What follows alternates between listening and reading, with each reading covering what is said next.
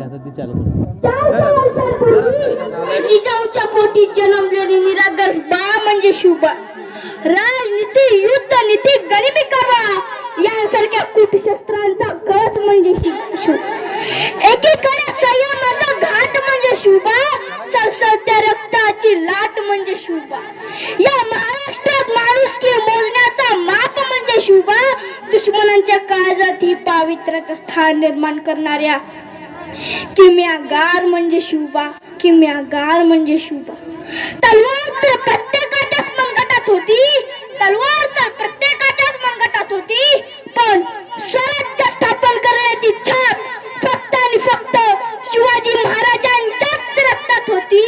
फक्त आणि फक्त शिवाजी महाराजांच्याच रक्तात होती. मित्रांनो, शिवाजी हा केवळ 3 अक्षरी शब्द नाही, तर तो एक मंत्र आहे.